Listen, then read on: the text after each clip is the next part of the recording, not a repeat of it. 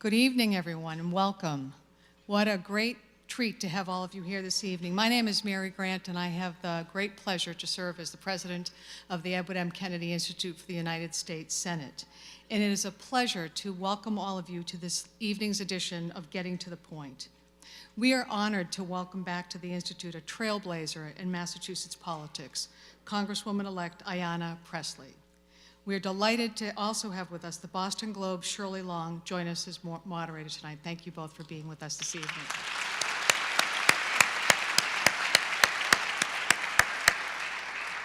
No stranger to Congress, Ayanna Pressley worked for both Representative Joe Kennedy II and then Senator John Kerry. But she is now headed to Congress in her own right as the first woman of color to ever represent the Bay State in Washington, D.C.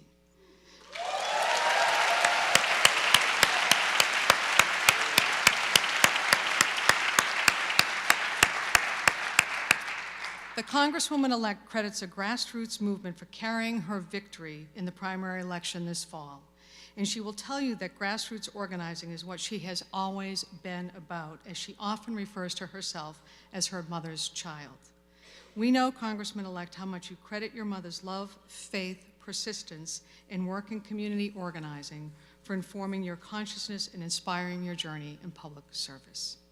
We also know you have frequently cited Congresswoman Shirley Chisholm, the first Black woman to serve in Congress and run for president for a major party, as your political shero.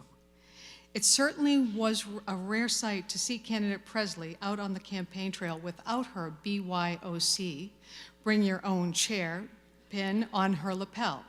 And that slogan is prominently featured in our Snapchat filter available for all of you to use here this evening. So just a little branding for the Institute and our seat at the table. The Institute recently unveiled a seat at the table exhibit, an encompassing project to recognize Congresswoman Chisholm, honor her legacy, and highlight her inspirational words, "If they don't give you a seat at the table, bring a folding chair."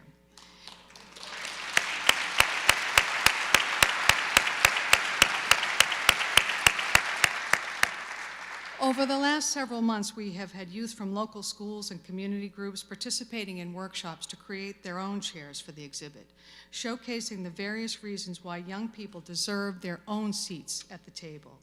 And it is our pleasure to be joined by many of those workshop participants here tonight. And after the program, I would invite all of you to join us for a reception and a chance to look at some of those chairs out in the hallway over there. So please be sure to stick around and see those chairs and talk to some of those who created them. And last week, we issued our first ever call to artists to create chairs that will represent historic and contemporary figures who brought seats to the table and helped others do the same. Among the notable figures included, I am proud to announce that an artist to be selected will be creating a chair for Congresswoman-elect Pressley.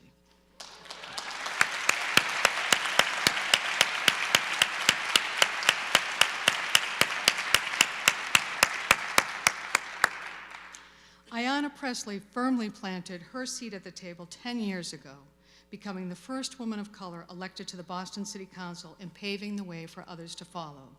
As a Boston City Councilor, Ayanna established a committee on healthy women, families, and communities to stabilize families and communities, reduce violence and poverty, and address issues that disproportionately affect women and girls.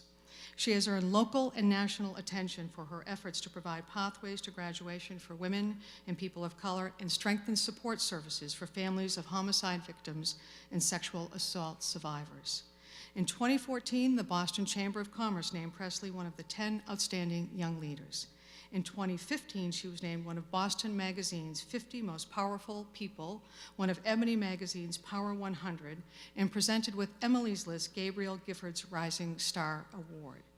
In 2016, she was named one of the New York Times 14 Young Democrats to watch.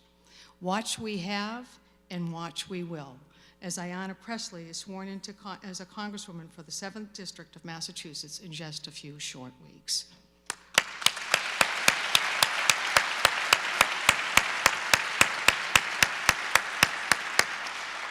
To moderate this evening's discussion and exciting conversation, we are honored and privileged to welcome Shirley Long, the Boston Globe's interim editorial page editor. Shirley has also been a Globe columnist focusing on a wide variety of topics, from the intersection of business and politics to gender issues in the workplace, and so much more. She is a WGBH news contributor to the Boston Public Radio and Greater Boston shows, and she is a regular contributor to New England Cable News. Shirley is a 3-time finalist for the Gerald Loeb Award for Commentary, and just this year, she was among Boston Magazine's list for the 100 most influential people in Boston.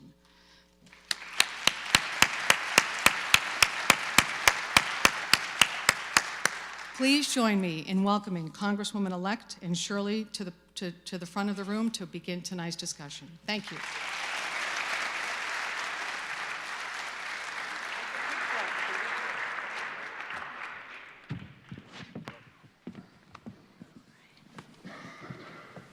Are you ready? I think so.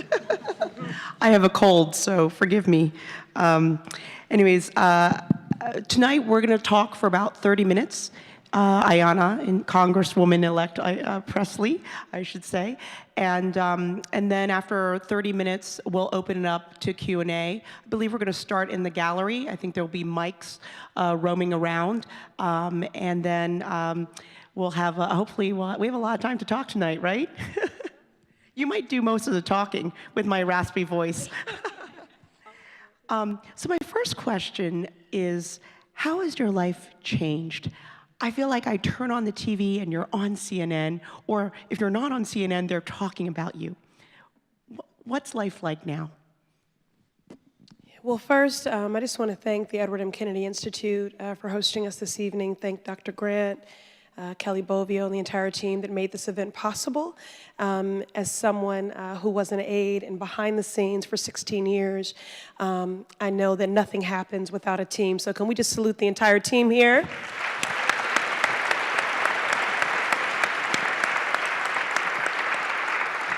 I also really appreciate that it's a team comprised of a lot of young women, so I'm saluting that as well. And then to share this stage and this moment with you, this replica of a body and an institution for which I have such respect, and to share this stage with you, a woman I admire tremendously. This is all very humbling. So I think that's what I'm feeling most of all. I have not stopped, so I do want to be very transparent in saying that I am tired. But I do consider myself to be a happy warrior, and so I've made a vow to myself that although I'll be indefatigable in the pursuit of equity and equality and justice, that I won't lose my joy in the work.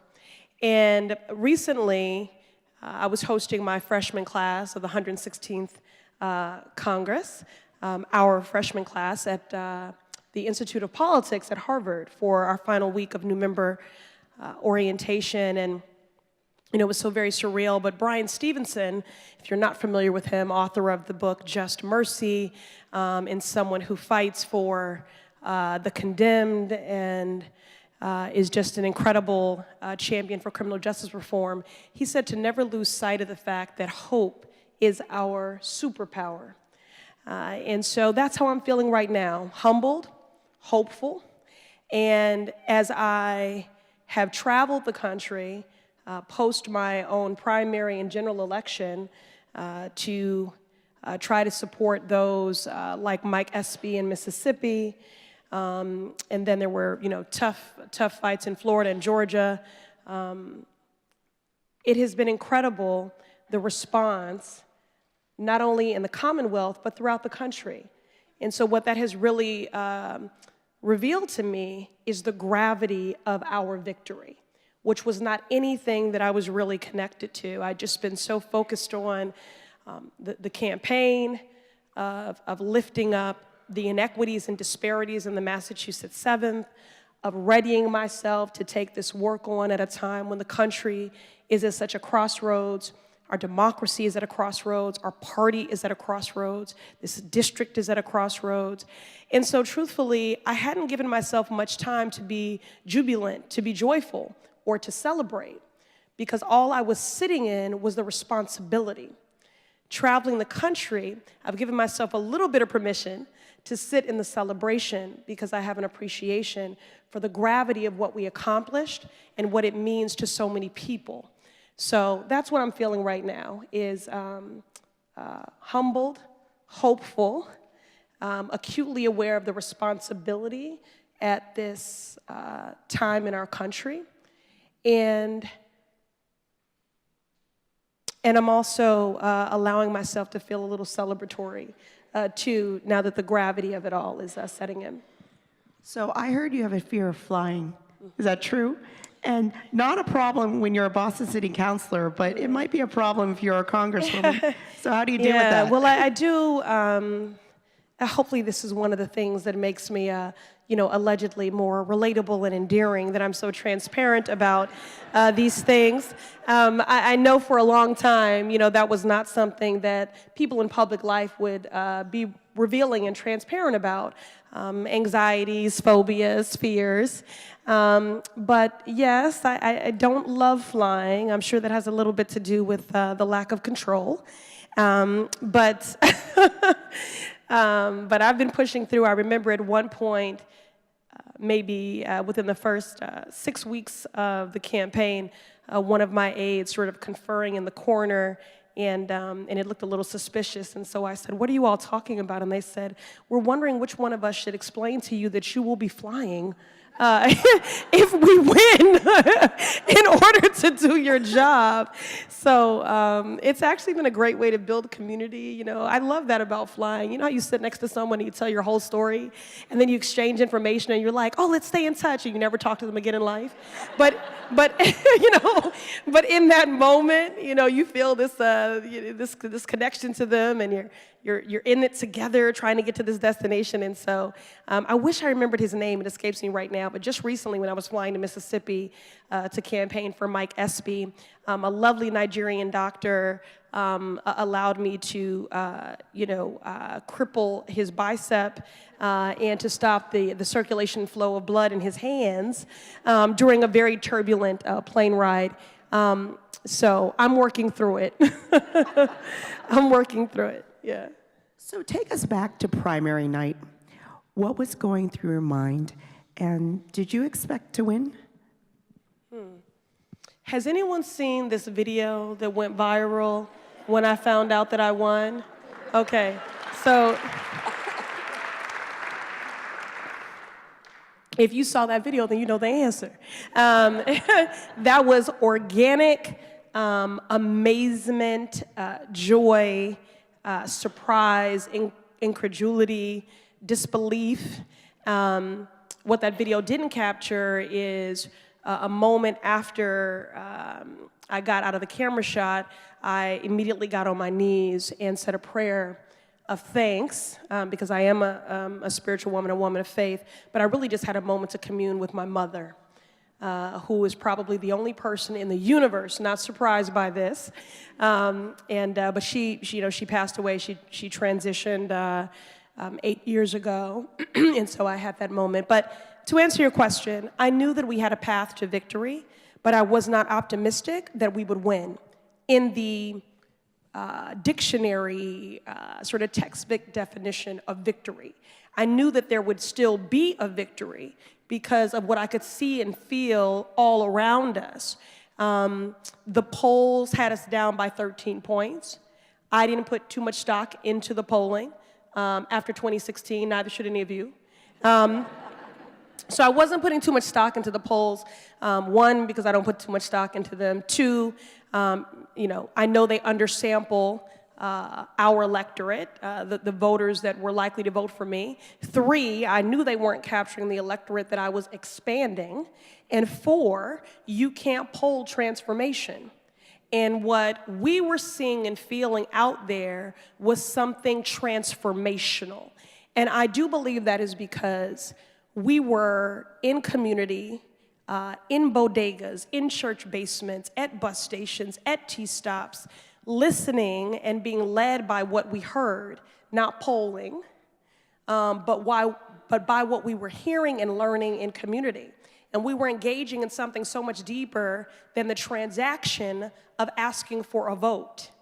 We were engaging in something transformational. We were extending the table of democracy, not engaging new voters, engaging new voices. And there is a distinction, and I am trying to play a role in ushering in a politics and a governance that is cooperative and that is more transformational than transactional. So the polls were not in our favor. I knew they were in contradiction with what we were seeing and feeling out there. I knew when I embarked upon this journey it would be lonely and uphill and bruising. We live in a dark blue Commonwealth. The Massachusetts 7th is certainly a dark blue district, and we don't primary Democrats. So not having the support of the establishment locally or nationally, and I didn't take any of it personally. I'm not a neophyte. I'm not new to this. And so none of it was surprising. So I was keenly aware of what we were up against, but still I knew we had a path to victory, but I was not sure. And so in fact, 5 minutes or so before that video, I was sure we had lost. And I was actually working on my speech, and there's only one other person in my life the last decade who has really ever been a part of that process, and his name is Jamie Chisholm, my former chief of staff and campaign manager. And we had agreed that I was going to only write one speech, and I was going to make it work either way. And my team was being very quiet, and I was very nervous about how quiet they were. And I said to them, I think you all know what the deal is, but you're afraid to tell me. If we've lost, you need to let me know right now because I need time to process and digest it. I'm about to go into this union hall. Shout out to the International Brotherhood of Electrical Workers 103. That were very brave and disruptive. First union to endorse me in my run. And so I said, I'm about to go out into this stage, and this is what I was imagining, that I was going to go out onto this stage, I was going to look into this audience in the front row, there were going to be people, and I was going to look in their eyes, and the light that I had seen behind their eyes, the hopefulness that I had seen behind their eyes, this entire campaign, that light was going to be extinguished. And I was trying to summon within myself what I needed to go out on this stage and to try to reignite that spark and to say, we didn't lose because of everything I knew we had accomplished. 250 incarcerated men at MCI Norfolk had a debate watching party, endorsed our campaign, and they agreed that they would organize a minimum of 3 people in their family to get to the polls on Election Day. We had 14-year-olds that were knocking in 100-degree heat 8 hours a day. We had elders of communities throughout the Massachusetts 7th organizing in their faith houses and in their communities. And so I know that happened because people felt seen and heard for the first time ever, or for the first time in a long time. People who had been in a fetal position since 2016 came out. And so we had given a lot of people hope. We had restored the hope for many. And so I thought we lost, and I was just trying to reconcile within myself, how do I say to all of these people, we lost, but we still won? And then they came in and said, you won. So, and if anyone, honestly, I'm looking at you good. For anyone, Marie Turler, different people who I have some good friends here, the Drews, Kelly Bovio, I think Jackie Conrad is here, Mark Sternman. Hey, Mark. But if anyone knows me, if you watch that speech, I was not there. I mean, I was having an out-of-body experience. I did not, I've done so much better than that speech. But, but it's because I wasn't connected to it. I mean, up until the very minute, I was still working on my speech, trying to live it and embrace it and internalize it and wrap around my brain that we had lost and what was I going to say. So how many minutes you thought you had lost? Like, how many minutes did you stew? Was it only a few minutes? Oh, no. I thought for about 30 minutes, 30 to 40 minutes that we had lost. Now, I should say, Jessie Mermel, who I know you talked to before we came out here, she took my phone. So I was out in the trenches, meeting and engaging with community and voters, and they took my phone, which was already an issue because for those of you who follow me on social media, that is me, okay? That's not anybody else. So I couldn't tweet. I couldn't hit a page and refresh as returns were coming in. So I was in a complete black hole. I had no idea what was going on. So what you saw in that video, my tears, my joy, my amazement, the disbelief was all incredibly organic and real. So. All right, so this is a question that I, as the interim editorial page editor of the Globe, I want to ask you. Okay. Did you think you would get the endorsement of the Boston Globe editorial board? Oh no, I didn't. I didn't think anybody was endorsing me except for probably my mother from on high. And obviously my husband and my stepdaughter because they had to. Honestly, look, I made the decision to run not because I did not still find joy, reward, and purpose being a Boston City Councilor, or because I thought I was better than anyone. I wasn't raised that way, and that's not how I function. I just thought that I offered something different, that given the crossroads we find ourselves as a country, that the job description for a member of Congress had changed. And I believed that my activist leadership approach and my cooperative governing was in alignment with the needs of the district and what the times required and demanded. And I was a little bothered by the fact that there was all of this national narrative about simply resisting Trump, when I know we're in a new world order. We have to resist and we have to progress. So I wasn't running a campaign about Donald Trump. I was running a campaign about the Massachusetts 7th, which is the most diverse and unequal district in our delegation, arguably one of the most unequal in the country. And the fact that on a 3-mile radius, a bus trip from Cambridge to Roxbury, that life expectancy dropped by 30 years and median household income by $50,000, I had to tell the truth that, yes, true enough, what's happening with the current occupant in the White House is exacerbating these entrenched inequities and disparities. But truth be told, they existed long before that man descended an escalator at Trump Tower. And so I wanted to do something about that, right? So I expected this would be very lonely, as I said, lonely and uphill and bruising, but my mother did not raise me to ask permission to lead. I raised my hand and made the decision to, as I said, based on my assessment that the position to be an effective member of Congress in this current climate, that I was in alignment with what the times required, and I wanted to focus on the district and the inequities and the disparities in the district. So I think, there's been a lot of analysis about why we won. Some people have said it's because people were very angry, and this was a referendum against the occupant in the White House and a referendum against hate, and I disagree. I believe it was a mandate for hope. That's what it was. It wasn't a referendum against hate. It was a mandate for hope, because what people were responding to is that we weren't putting vision, aspiration, and hope on a shelf, no matter how sobering the political landscape. And, so ultimately we're successful. And I said earlier, the polls had us down by 13 points, but we won by 17. And every unlikely community, according to conventional wisdom and assumptions, about who is a likely voter, which to me is really, it's dog whistle language. It's coded language for not everyone desires or deserves to have a seat at the table of democracy. And we know that based on data. Those are the same people that think that people don't show up and they don't vote because they're ignorant, indifferent, and don't know enough to care about democracy. But that's not the truth. Some people don't vote because they know too much. Many people don't vote not only because it's not accessible, right, and convenient, but because of broken trust and broken promises shaped by broken systems.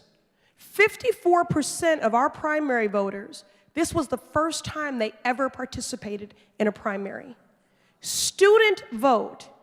At the Boston University Student Village alone, we grew by 400%. 400%. The Latino vote, which is 7% of the electorate for the Massachusetts 7th, grew from 2014 to 2018 by 71%. So no poll was going to capture that. No poll was going to capture that. And I think that ultimately, this work is about the future of our democracy, the soul of the Democratic Party. It is bigger than one electoral cycle. And this is not some build-up for 2020. This is bigger than the build-up for 2020. This is about igniting and expanding the electorate, engaging new voices, because we're at a crossroads where the preservation and the vitality of our democracy are at stake. You mentioned several times the Democratic establishment did not back you when you ran for Congress, and you're not the first woman to be asked to wait her turn. So going forward, how should the party support women candidates and not just the usual suspects? So, yeah, should the party support women candidates? Again, I didn't expect to have a lot of, if any, establishment support, and I made the decision early on to not personalize any of it. I wasn't new to this. I knew this was going to be a hard one for a lot of people. I'm just going to, just digress for a moment to say, what I struggled with, and for those of you that don't know me, there's nothing wrong with ambition, but I'm no ambitious upstart, okay? I worked on my first campaign to elect Harold Washington, the first African-American in Chicago, at the age of 10.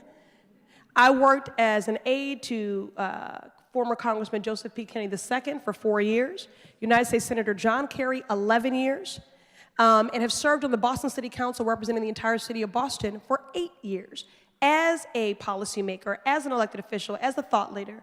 70% of Boston is in the Massachusetts 7th, of which I've been a top vote getter for 3 elections.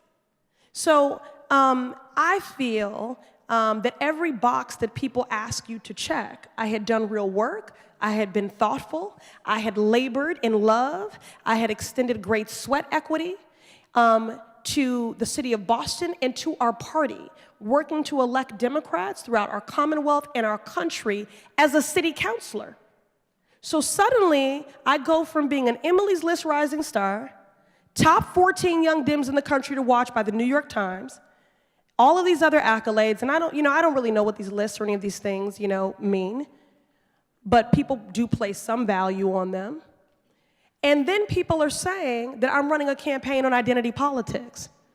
Progressives. Very offensive and very hurtful. I'm gonna tell you why. Because that is a very predictable play out of the GOP handbook. That is not what I would have expected from Democrats and certainly not progressives. I have never asked anyone to vote for me because I'm black and I'm a woman. To be clear, I am both and unapologetically proud to be both. However,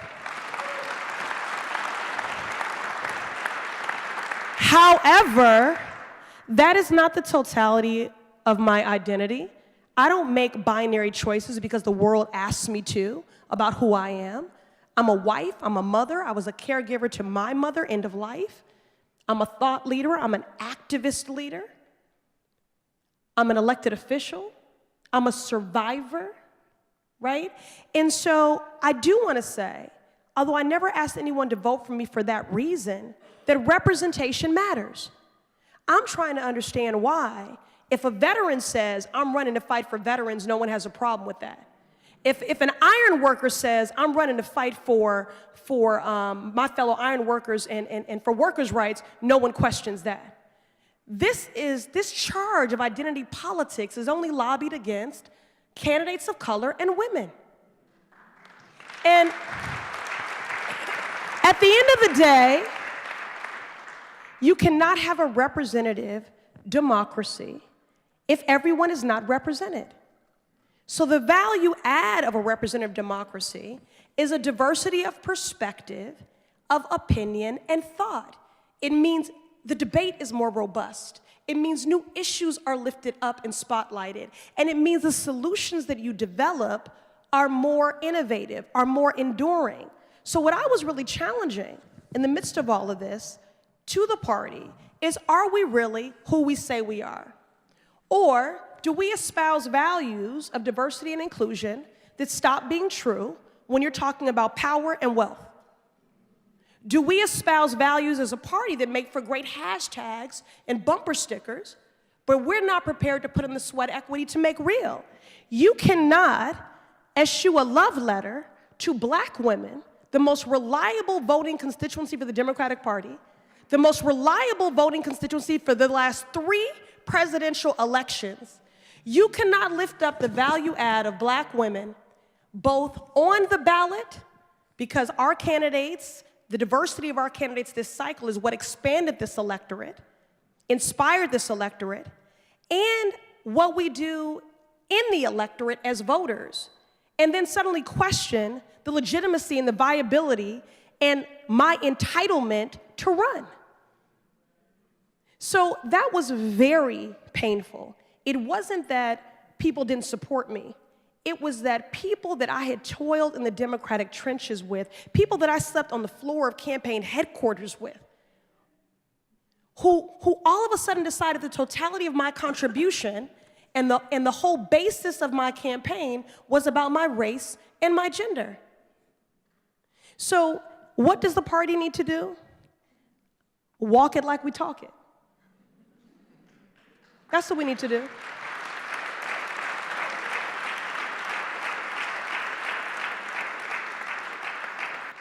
Walk it like we talk it. And that is across the board in every way. Now, several days ago, I had the honor of addressing many of the leaders and donors at the Democratic National Committee, many of the DNC members in Washington at the invitation of Chairman Perez. And it was a tough conversation that I initiated, I suspect, but it was a family meeting, and I felt like, it was important to have a tough conversation. And these were some of the issues.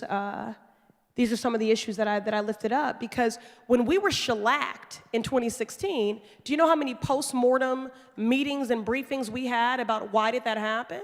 And so now, here we are emboldened coming into a House that's in a Democratic majority, but we haven't taken inventory of the lessons learned. Why are we walking in a Democratic majority? Because of candidates that ran on bold, visionary, aspirational platforms, because of candidates that rejected corporate PAC money, because of candidates that organized in community and built broad and diverse grassroots coalitions, because of candidates that invested in ethnic and specialty media. We have to take stock and inventory so that we are applying the lessons learned from the midterm elections of 2018, both to build up for 2020, and beyond. And after I was finished, I said to Chairman Perez, so I guess I won't be invited back. And he said, no, on the contrary, I knew who I was inviting. And that was on purpose, because he agreed that we need to push the conversation. We can't, as a party, espouse an aspirational vision for the country that we don't live within our party. We can't do that. We've got to pay our interns a living wage. We've got all of these things. These are not things that we can push for the country that we're not living under our own tent. So I look forward to continuing to be a part of shaping that conversation and to informing the takeaways from 2018 and applying them. So when you head to Washington, you'll be in a place where Congress values seniority. And how will you make your voice heard being a junior member in Congress? How will I make my voice heard? That's a cute question. I'm gonna tell you a funny story. Actually, so I went to this incredible school in Chicago called Francis Parker. And, one of my first, they didn't give report cards until the 8th grade, so you just get comment cards. And so from kindergarten until the 8th grade, every comment card said, Ayanna struggles to use an inside voice. So every single one.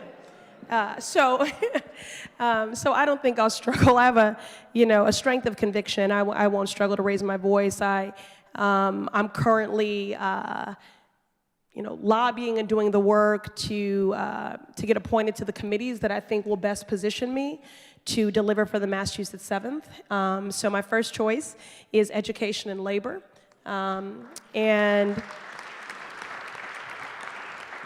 That was sort of, well, maybe that was premature. That was where I started, okay? So I'm also looking very closely at financial services. So I'm doing that work right now, but I think ultimately my contribution won't be limited to the committees that I serve on. I'll also join progressive sort of values and issues-based caucuses that exist within the Congress. So I've been asked to play a leadership role on the Bike Caucus. I plan to join the Women's Caucus, the Progressive Caucus, the Congressional Black Caucus, which has onboarded 9 members in our 116th congressional class alone. This is the biggest Congressional Black Caucus in the history of the caucus. So I think, I'll make my voice heard through the values and issues-based caucuses that I join, the committees or committee that I'm assigned to, and then also the laws that I write. In doing that cooperatively and in community with all of you, I'm excited to legislate. These systemic inequalities and disparities that I was referencing, they didn't just happen, they were created. We have segregated schools because of segregated housing, redlining. We have a wealth gap because of unequal access to the GI Bill, right? We have a mass incarceration because of the war on drugs, right? So these systemic inequalities and disparities, these conditions were created by policy. It is my contention that these policies were created by man, and ergo, these policies can and should be disrupted by this woman. And that's why I ran. So I'm excited to legislate. I'm excited to legislate. That's the only way you disrupt intergenerational poverty, intergenerational trauma, intergenerational poor public health outcomes, is to legislate. So you were in Washington for orientation recently, Yes. right? And so tell us, what's the backstory of #Squad?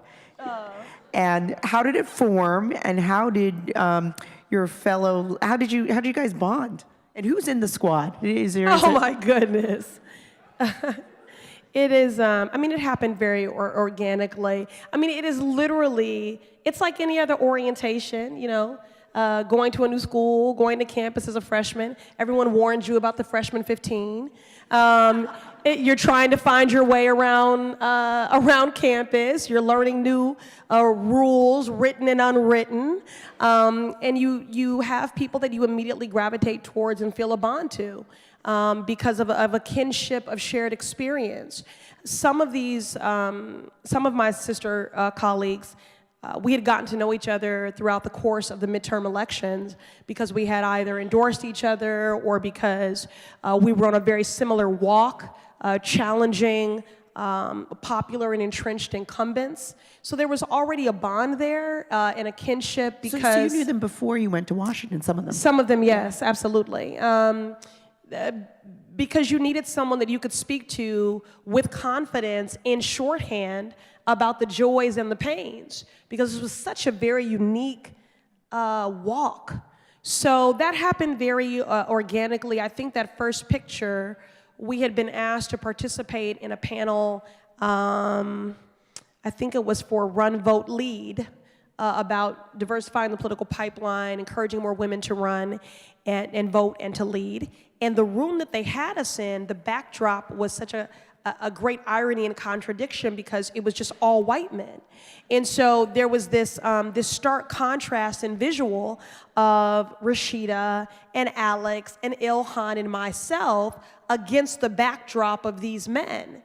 And so the interviewer, the journalist, had said, "Oh, this would make a great shot. Can we get a picture?" So we just took a picture. And, some of us are more active on Instagram and things, than the other. I don't think we had any anticipation that it would be viral and this sort of thing. And so we just did a quick hashtag squad, and the rest is history. But I do want to say the reason why I think that was so resonant is that because of the influence of social media and because of how the decision we've made to govern in a way that is accessible, that is intentionally engaging, we've made this all feel accessible. And that's a good thing, so that people say, okay, I could do that one day. This isn't just for the wealthy, the privileged, and the elite. This isn't just for men. This isn't just for people of a certain age. The truth of the matter is, the great thing about electoral politics, movement, community, and coalition building is that there is no eligibility age. And there's no shelf life either. And so I think it's interesting because I've been sort of lumped in as a millennial, but I'm old.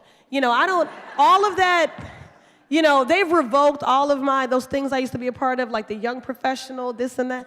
I'm 44, I aged out a long time ago. And I've been at this since I was 10, but only in politics are you sort of an upstart and a rising star after decades, right, Carol? So, but anyway, so that happened very organically, and we certainly have an alignment in many ways of values and policy priorities, and we're all finding our way. I do want to say this. I want to caution you guys against something. No group is a monolith. And I really want to encourage all of you to allow each of us, and I don't just mean the squad, I mean myself and all of my new colleagues, and in particular the women, we are compared to one another in a way that people don't do with men. We are not a monolith, and we're not a sorority either. What we are leaders, and we each come to this uniquely and authentically with our own lived experience and our own approaches. So please, give us the runway to lead uniquely and authentically as ourselves, and challenge yourself to really embrace a diversity of narrative of women leadership.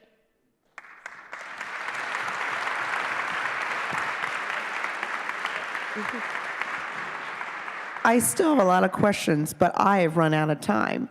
Now, the questions, we have to go to the audience. So we're going to start in the gallery, and we're going to start asking questions. Oh, man. All right, the guy here, right here, in the red. Oh, yeah, you. Hello, how you doing? I would like to ask you, as soon as you get into Congress, what points are you going to enact at first? What is your main concentration? Okay. Well, I will be sworn in. Two things I want to share. I'll be officially sworn in on January 3rd in Washington. Well, listen, y'all can clap, but you can't go, okay?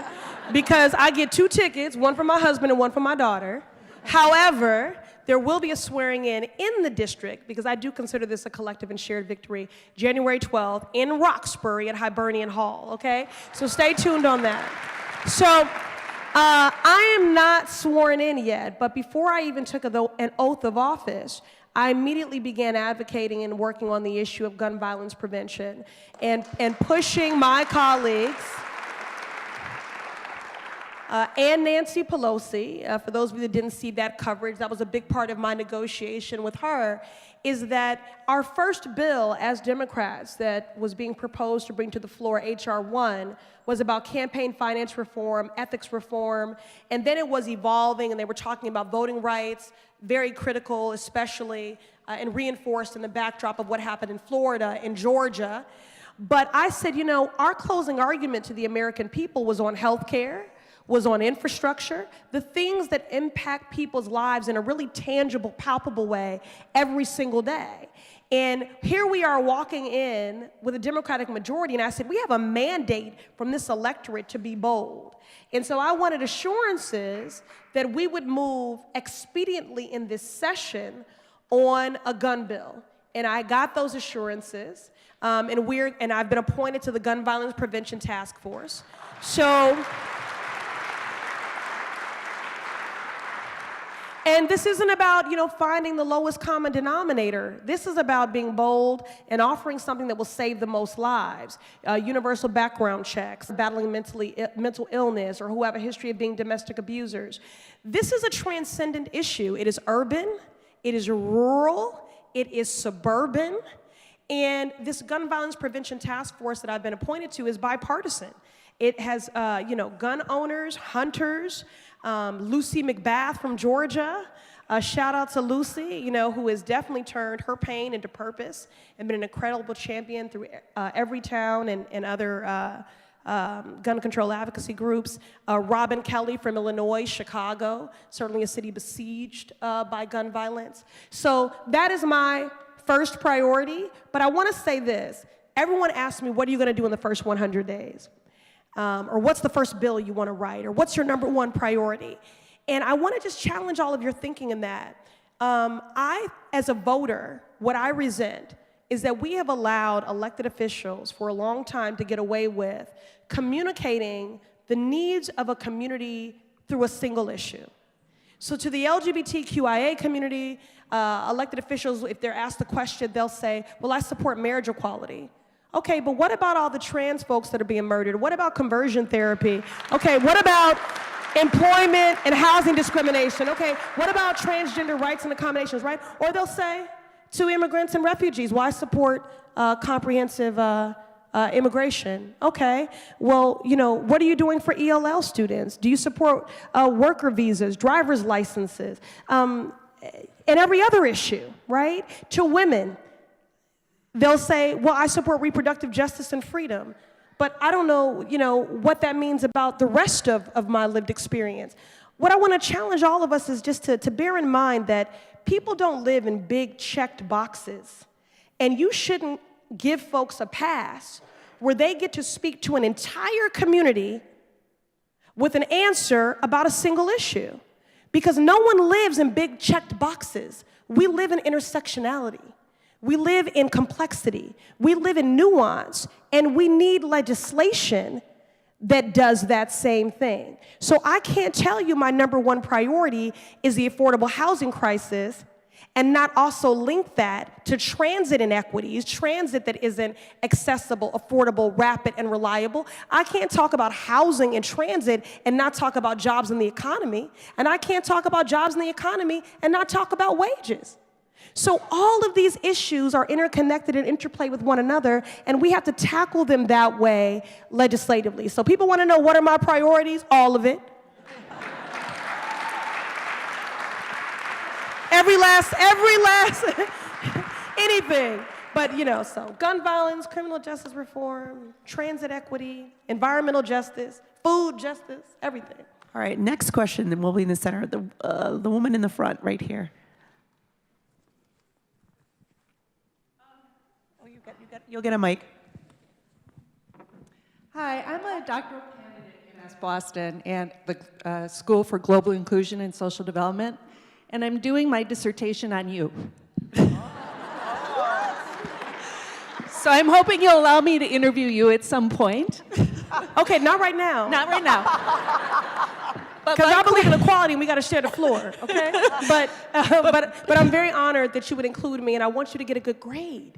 So, okay, where's my people? What's your name? Sue Tellingator. Okay, somebody talk to Sue. Okay. But my question that I'm actually studying more in depth is, why run at this moment in history? Why now? Well, we telegraphed it. We were on the Boston Commons and we held signs that said, today we march, tomorrow we run, just nobody believed us. So, but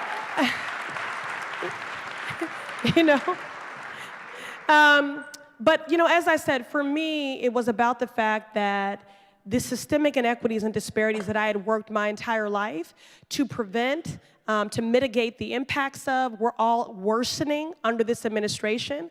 By the day, rollbacks on and threats to our civil rights protections and freedoms, assaults and insults to our democracy, to our humanity, to our civility, to our planet. So everything that I cared about was under attack. And all of the inequities and disparities that I had been working to address were worsening. And so as I said, those things all existed before the current man occupied the White House, but it was all getting worse. And I wanted to be a part of a deliberative legislative body at a time when the country is at such a crossroads. I think unprecedented times demand and require unprecedented leadership. And I hope ultimately what it will yield is unprecedented legislation that would lead to systemic and transformative change. The other thing that I would say is that I thought my governance style, hi Betty, was in alignment with where we need to be as a country, which is the coalition and to movement build. I'm gonna tell you why. The Affordable Care Act was saved not for the conviction of lawmakers, for the courage of individuals and families who organized and demanded that their lawmakers see the humanity in them and do right by them. So this is the uprising of the citizen activist. And we need leaders around the policy and decision-making tables and in the corridors of power that extend a hand of partnership, that are gonna be intentional about redeeming people's relationship with government, about restoring their hope, about strengthening and rebuilding their trust. And so for all of those reasons, that's why I raised my hand. And it worked out, so thank you. All right, we're gonna bounce down here. How about right here?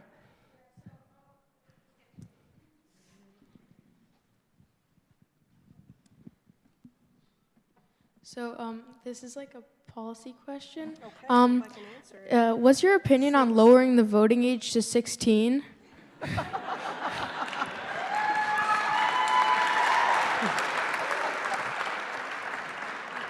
Yeah. Well, I enthusiastically and vigorously support it.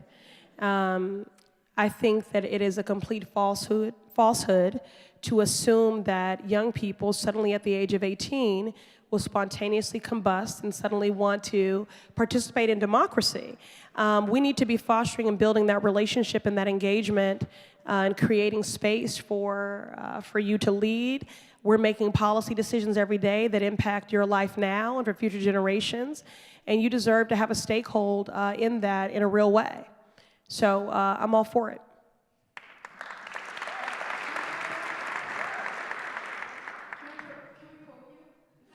Oh, absolutely. I'm already on the record on that, but please do feel free to lift it up. Thank you. Okay.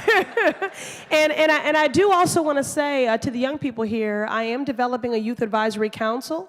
It's really important to me that we are engaging and lifting up youth voice. I'm doing regular press avails with high school and college journalists as well.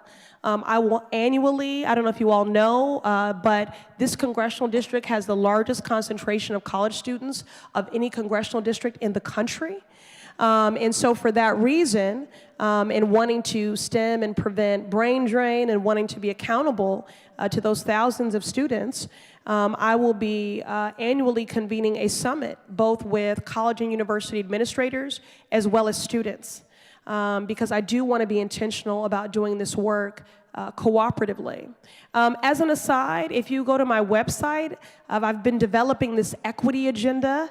You may recall throughout the campaign, I said the people closest to the pain should be the closest to the power, driving and informing the policy making. So however you define that pain, I believe that you're an expert, and I need to stay in close proximity to that issue, whether it's gentrification, food justice, transit equity, gun violence, making sure the roadways feel, safe for everyone, that I want to continue to engage community to better understand the problem, but to develop the solutions with you. So on Sunday, I will be having another one of my equity agenda roundtables. This one will specifically be on immigration. It will be in East Boston. And we've done this on every issue, including with youth. So please do stay tuned and go to my website and check on my equity agenda at www.ayannapressley.com. Give me your feedback and your input. And you can do that with the hashtag APEquityAgenda if you have ideas, recommendations, or questions that you didn't get to today.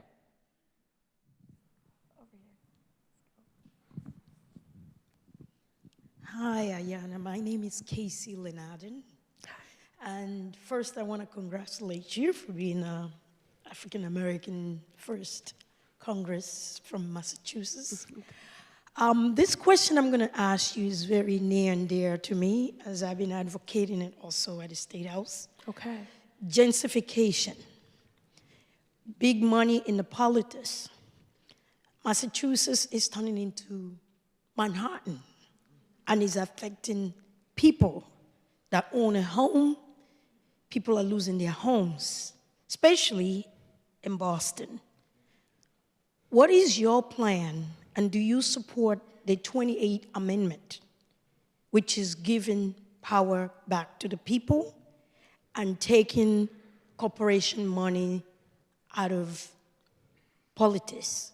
I don't know how that affected you when you were running for office. Do you support the 28th Amendment? Well, I hope I'm answering this correctly. So I did not accept corporate PAC money as a candidate. I will not now as a member of Congress.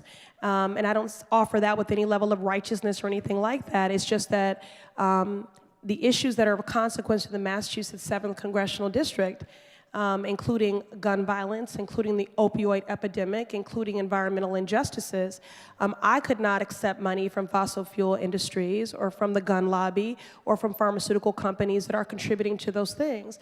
I think there's far too much corporate influence and dark money in politics. It is obstructing our justice and our progress as a nation. I'm very proud of the fact that I had people on my campaign who experiencing homelessness, living in shelter, who donated and invested $1 and who volunteered every day because they felt seen, they felt heard, they felt included, and they felt a stakeholder in their democracy.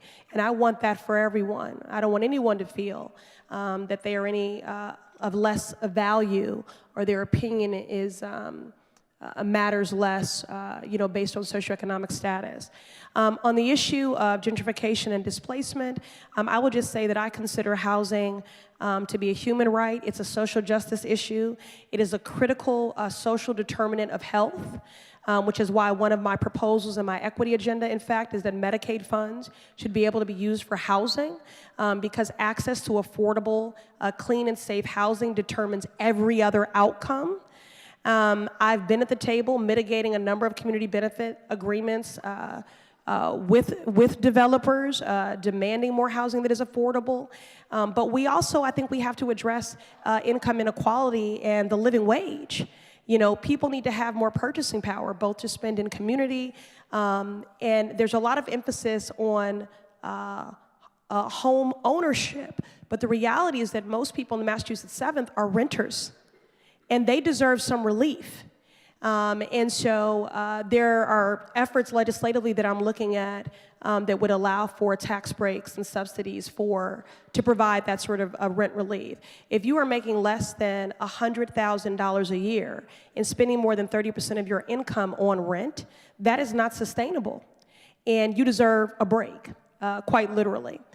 So I've been on the front lines of those fights with developers and do plan on continuing to lean in on these issues, even though I'll be on the federal level, because this is a crisis for the country and for the region.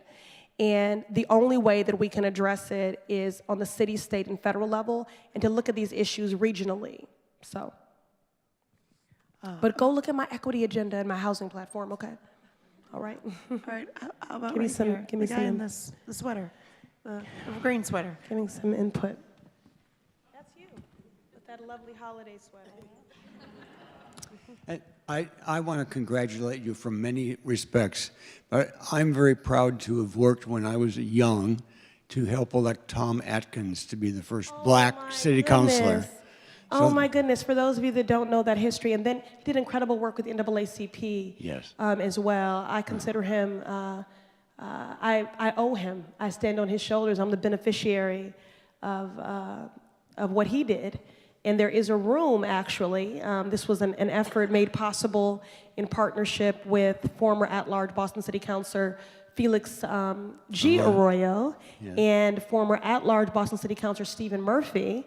And so there is now a room named for Tom Atkins at Boston City Hall, the first African American city councilor. Right. So thank you for that. He would be very pleased to see what you've done. I want to ask you about a very different issue. Okay. I've taken a look the last couple of years and decided there are really three most important problems in the world. The first is poverty and inequity. The second is global warming or climate change. And the third is, for me, nuclear weapons. And I've decided as a retired engineer to put my efforts into nuclear disarmament. I don't know that you've taken any position on it, and some of us would like very much to talk to you and give you some background on it. Let's do it. But I'm going to ask a special thing. Okay. Senator Markey and Congressman Liu of California have a joint bill, same in the House, same in the Senate. Of course, it will be re-entered this year. I hope you will follow the example of your predecessor in becoming a co-sponsor to the Markey-Liu bill. Okay. I was part of the group that talked him into it at the last minute, and we want to talk you into it. Okay, let's do it. Okay, let's do it. All right. All right. I feel bad. I feel like I only did 2 up here and 3 down here. Maybe we should do 1 more up there. What do you think? All right, you guys got a chance up there. All right. Right there, the woman who just shut up her hand.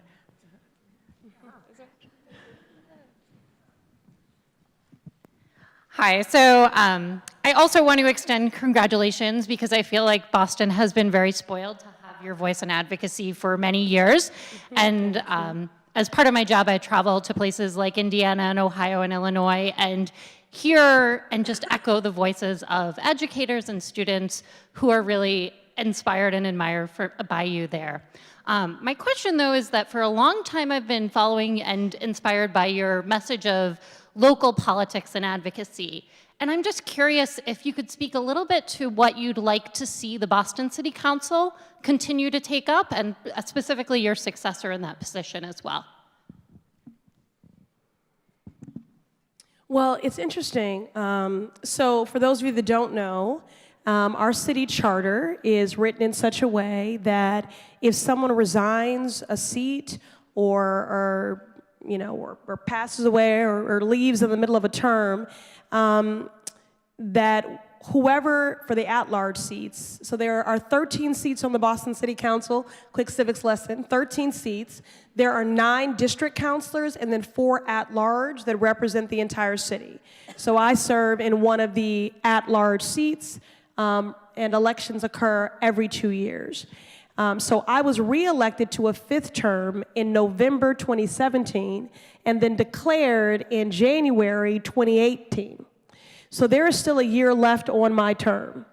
And as the city charter is written, whoever placed 5th in the last municipal election walks on to the body automatically, because it's fair to say that they've already earned the trust of the electorate and earned a fair amount of votes. So that person is Althea Garrison. So I will be resigning officially January 2nd, and Althea Garrison, who was a former member, former state rep, member of the state legislature many years ago, will be walking onto the council. As far as what I hope for my successor, we diverge on most issues, but what I would say is that I don't know that it's fair to say she's my successor because I don't see the seat as mine. You know, there are 4 at-large seats. I'm vacating this one, and now she will walk into it. But what do I hope the council will continue to do to take up tough issues, to continue to keep equity at the center of every debate, whether we're talking about education, whether we're talking about wealth, whether we're talking about communities that are healthy and safe, whether we're talking about justice, but to keep equity at the center of the discussion.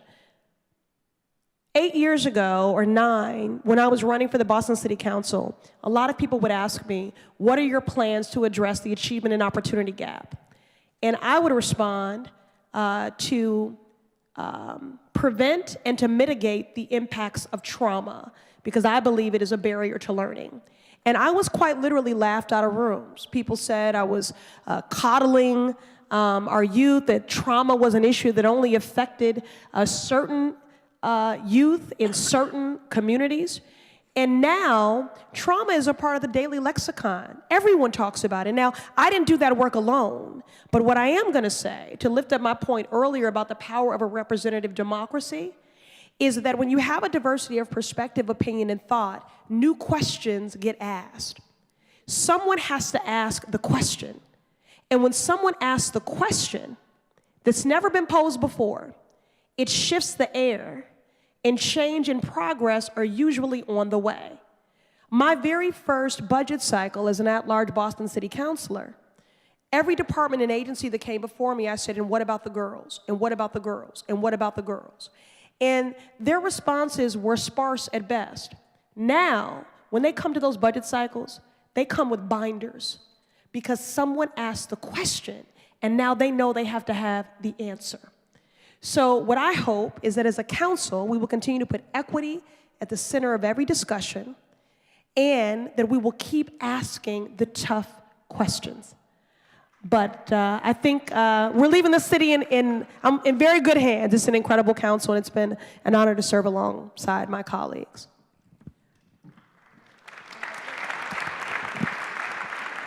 So that was our final question, and it's actually the perfect final question because I had a bunch of city council questions for you that I never got to. But you did it right now, so this is great.